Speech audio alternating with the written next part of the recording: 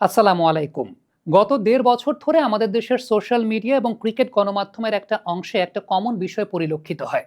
প্রথমত একটা ক্যারেক্টারকে ফিক্স করা হয়, সেটা বুলবুল, তামিম কিংবা ফারুক যে কেউই হতে পারেন।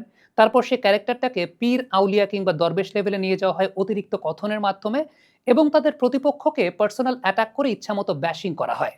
এখন এই যে যাকে পীর, আউলিয়া কিংবা দরবেশ লেভেলে নিয়ে যাওয়া হচ্ছে অতিরিক্ত কথার মাধ্যমে, পরবর্তী সময় তিনি যদি কোনো প্রকার ভালো কাজও করেন সেটাও মানুষ খুব বেশি অ্যাপ্রিসিয়েট করে না। আর পার্সোনাল অ্যাটাকটা এমন একটা পর্যায়ে চলে গেছে, ওভারঅল ক্রিকেটের ব্র্যান্ডিং এ একটা নেতিবাচক প্রভাব বিস্তার করেছে। একটা বিষয় চিন্তা করে দেখেন, ফারুক আহমেদকে একটা পক্ষ পছন্দ করে না, আমিনুল ইসলাম বুলবুলকে একটা পক্ষ পছন্দ করে না, তামিম ইকবাল খানকে আরেকটা পক্ষ পছন্দ করে না। অর্থাৎ এদের তিনজনের কেউই সাবেক জাতীয় ক্রিকেটার হওয়া সত্ত্বেও, সাবেক জাতীয় ক্যাপ্টেন হওয়া সত্ত্বেও সবার কাছে তারা কেউ সমাদৃত না। তার মানে দেশের ক্রিকেটের ব্র্যান্ডিংটাকে কোন পর্যায়ে নামিয়ে ফেলা হয়েছে, ব্যাপারটা আপনারা কিন্তু ভেবে দেখবেন। আমাদের কাছে অনফিল্ডে বেশ কয়েকটা প্রশ্ন এসেছে গত রাতে, এবং সেই প্রশ্নটার কমন বিষয় হচ্ছে ক্রিকেট অপারেশনস কমিটির কোনো চেয়ারম্যান নাই এবং নতুন অ্যাডহক কমিটি সে ব্যাপারটাই ঘোষণা করেছেন। এইটা আসলে কতটুকু ভালো, কতটুকু খারাপ?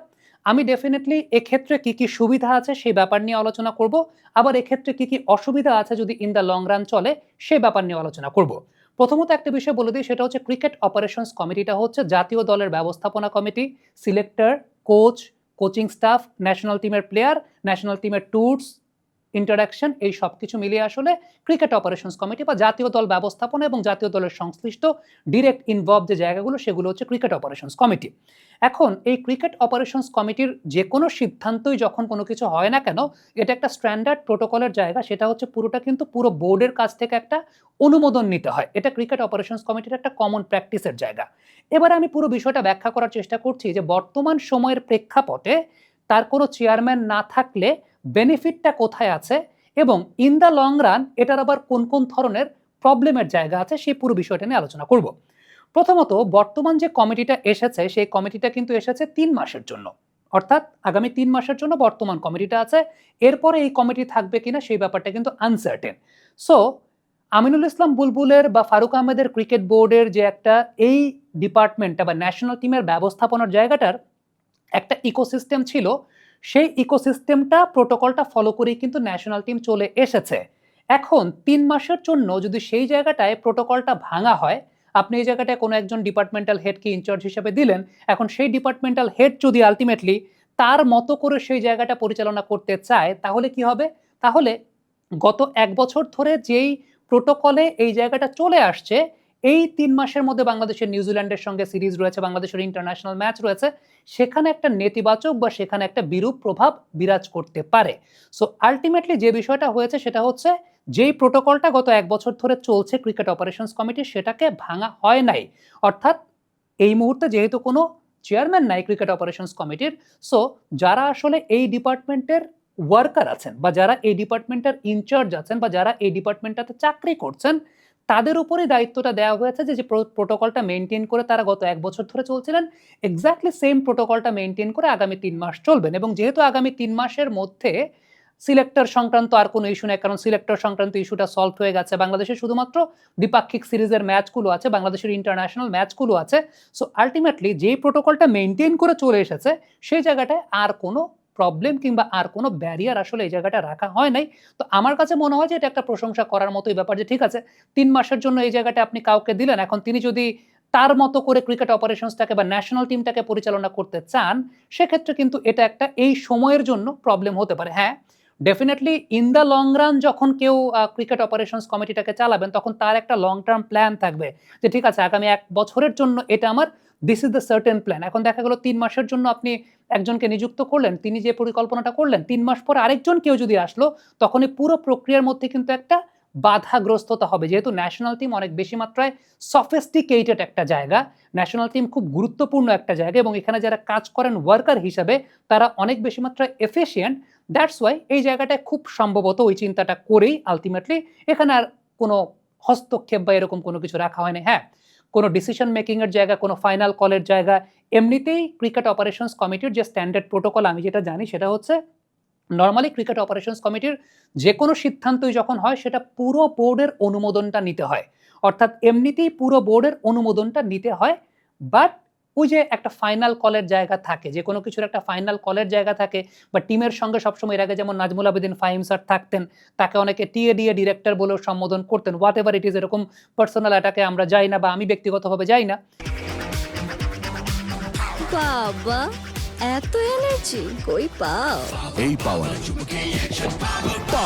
চুমুকে অ্যাকশন। কিন্তু ওই যে দলের সঙ্গে একজন থাকা, দেখভাল করা, বা তিনি তার মতো একটা ইকোসিস্টেম বিল্ড আপ করা। এখন ডেফিনেটলি ফাহিম স্যার যে ইকোসিস্টেমটা বিল্ড আপ করেছেন, সেই ইকোসিস্টেমেই তো চলছে। হঠাৎ করে ৩ মাসের জন্য যদি আপনি অন্য কাউকে দেন যার ফিলোসফিটা একটু হয়তো বা ডিফারেন্ট, এই মুহূর্তে গুরুত্বপূর্ণ সিরিজ সামনে রয়েছে, সবকিছু মিলিয়ে এটা একটা ব্যারিয়ার সৃষ্টি করতে পারে, বা এটা এক ধরনের একটা প্রবলেম ক্রিয়েট করতে পারে। সো ওই লজিক্যাল জায়গা থেকে বিবেচনা করলে ডেফিনেটলি আমার কাছে মনে হয় যে that is the good initiative, because যেহেতু ৩ মাসের জন্য একটা বোর্ড। এবারে ইন দ্য লং রান আবার আপনি যদি এই প্রসিডিউরটা মেনটেন করেন, ইন দ্য লং রান এই প্রসিডিউরটা মেনটেন করতে গেলে কিন্তু অনেক বড় প্রবলেম আছে। অনেক বড় প্রবলেমটা কোন জায়গায়? অ্যাকাউন্টেবিলিটির সমস্যাটা হবে। কারণ একটা কথা আমরা স্কুলে থাকতে শিখেছি যে when everyone is in charge then no one is in charge, অর্থাৎ কোন একটা জায়গায় যদি সবাই ইনচার্জ হয়ে যান তাহলে আসলে কেউই ইনচার্জ না। সো একটা জায়গার অ্যাকাউন্টেবিলিটির ব্যাপার আছে এবং লিডারশিপের ব্যাপারটা আছে। কারণটা হচ্ছে একটা ন্যাশনাল টিমের যে জায়গাটা আছে, ওই ন্যাশনাল টিমের মধ্যে কোনো গ্রুপিং হচ্ছে কিনা, ওই ন্যাশনাল টিমের মধ্যে কোনো একটা প্লেয়ার আলটিমেটলি অন্য কারো দ্বারা প্রভাবিত কিনা, বা অন্য কারো দ্বারা যেটাকে আমরা বলি যে কোনো তার প্রবলেম হচ্ছে কিনা, কিংবা হয় না আমরা বিভিন্ন সময় বিভিন্ন কথা বলি যে টিমের মধ্যে হয়তো বা এরকম কোরাম-টোরাম ঢুকে যাচ্ছে বা এরকম কিছু হচ্ছে। সো ওই জায়গাগুলো দেখভাল করার জন্য তো ডেফিনেটলি একজন ক্রিকেট অপারেশনস কমিটির চেয়ারম্যান তো প্রয়োজন আছে। আরেকটা বিষয় একটু মজা করেই বলি, সেটা হচ্ছে যে আমাদের গণমাধ্যমের আগামী অন্তত নিউজিল্যান্ড সিরিজে একটা কনটেন্ট কমে যাবে। সেই কনটেন্ট যেটা কমে যাবে সেটা হচ্ছে খারাপ খেললে পরে তো ১ম এ দোষ হয় কোচের, তারপরে দোষ হয় সিলেক্টরের, তারপরে কোনো কিছু না পারলে পরে আরেকটা কনটেন্ট বেড়ে যায়, সেটা হচ্ছে ক্রিকেট অপস কমিটির যিনি চেয়ারম্যান থাকে তার দোষ। সো এই যে একটা দোষের জায়গা আমার কাছে মনে হয় যে কম হবে, বা মিডিয়ার একটা কনটেন্টের পরিমাণটা কমে যাবে। এনিওয়েজ এর একটু মজা করে বললাম। তবে ডেফিনেটলি এই মুহূর্তে আমার কাছে যেটা মনে হয়েছে, আমার সীমিত জ্ঞানে যেটা মনে হয়েছে, আমিনুল ইসলাম বুলবুলের ক্রিকেট বোর্ডে বা নাজমুল আবেদিন ফাহিম স্যার যে ইকোসিস্টেমটা ক্রিকেট অপসে দাঁড় করিয়েছিলেন, সেই জায়গাটাতে ৩ মাসের জন্য অন্য কোনো বার্ডেন বা অন্য কোনো প্রেশার না দেওয়া, বা ওই ইকোসিস্টেমে কোনো প্রকার ব্যাঘাত না ঘটানো, দিস ইজ নাম্বার 1। কারণ যারা কাজ করছেন ওই জায়গাটাতে ওয়ার্কার হিসেবে, শাহরিয়ার নাফিস আহমেদ আছেন, he is very much efficient. তিনি ওই জায়গাটাতে কাজ করছেন, অনেকদিন ধরে তিনি ক্রিকেট অপস ডিপার্টমেন্টে কাজ করছেন। ন্যাশনাল টিমের সঙ্গে সালাউদ্দিন স্যার আছেন, ফিল সিমন্স আছেন, মোহাম্মদ আশরাফুল আছেন, যারাই আছেন না কেন সেই জায়গাটাতে, তারা সেই জায়গাটাতে কাজ করছেন ন্যাশনাল টিমের সঙ্গে। So they are very much efficient enough. তবে ইন দ্য লং রান যদি আপনি চিন্তা করেন, ডেফিনেটলি ডিসিশন মেকিং এর যে জায়গাগুলো থাকে, ফাইনাল কলের যে জায়গাগুলো থাকে, এবং পুরো টিমের একটা থাকে না অভিভাবক, মানে ওই ডিপার্টমেন্টের একটা অভিভাবক থাকে। আপনার ওয়ার্কার যারা আছে, শাহরিয়ার নাফিসও ঠিকঠাক মতো কাজ করছে কিনা ইন দ্য লং রান, সেটাকেও তো ভেরিফাই করার জন্য, তারও অ্যাকাউন্টেবিলিটির জায়গা, তারও জবাবদিহিতার জায়গা রাখার জন্য ক্রিকেট অফিসার তো অবশ্যই চেয়ারম্যান থাকাটা খুব গুরুত্বপূর্ণ।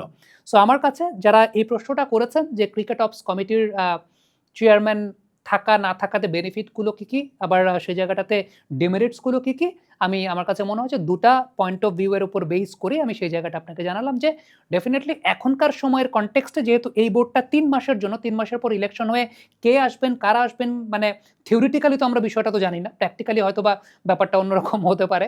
এনিওয়েজ, তবে থিওরিটিক্যালি আমরা যেহেতু এখনো বিষয়টা বলতে পারবো না, সো অন্য কেউ এই ডিপার্টমেন্টের ইনচার্জ হতে পারেন। সো আল্টিমেটলি হঠাৎ করে ৩ মাসের জন্য আপনি একটা ইকোসিস্টেম ভেঙে, যে ইকোসিস্টেমের মধ্যে চলে এসেছে, হঠাৎ করে নিউজিল্যান্ড সিরিজের আগে সেটা করে ফেলাটাও সেটা কোনো বুদ্ধিমানের কাজ হতো না। দ্বিতীয়ত যে বিষয়টা, সেই বিষয়টা হচ্ছে যে আল্টিমেটলি আপনি যখন কেউ একটা ইকোসিস্টেম বিল্ড আপ করবেন, ৩ মাস পরে আবার এসে আরেকজন আরেকটা ইকোসিস্টেম বিল্ড আপ করবেন, এটা পুরো ন্যাশনাল টিম প্রসিডিউরের মধ্যে এক ধরনের একটা বড় প্রবলেম ক্রিয়েট করে বলে আমার কাছে মনে হয়। কমেন্ট বক্সে আপনাদের মন্তব্য, মতামত জানতে চাইবো। অবশ্যই গঠনমূলক সমালোচনা, গঠনমূলক মন্তব্য, সেগুলোই বাংলাদেশ ক্রিকেটের জন্য খুবই জরুরি একটা বিষয়। পার্সোনাল অ্যাটাক, পার্সোনাল ব্যাশিং, আবার কাউকে ইচ্ছামতো অতিরঞ্জিত করে পীর আউলিয়া দরবেশ বানানো, এই পুরো বিষয়টাই বাংলাদেশের ক্রিকেটের ব্র্যান্ডিংটাকে নিচের দিকে নামিয়েছে। আমার কাছে যেটা ব্যক্তিগতভাবে মনে হয়, যেটা রং সেই ব্যাপারে রং প্রচার করা উচিত, যেটা রাইট সেই ব্যাপারটাতে রাইট প্রচার করা উচিত। এখন রাইটকে আমি এমনভাবে রাইট হিসেবে উপস্থাপন করছি যেখানে হয়তো আমি ঠিকঠাক মতো লজিকে উপস্থাপন করতে পারছি না, সেই জায়গাগুলোই তখন কারো ভালো ইনিশিয়েটিভকেও প্রশ্নবিদ্ধ করে ফেলে বাংলাদেশে। কমেন্ট বক্সে আপনাদের মন্তব্য, মতামত জানতে চাই।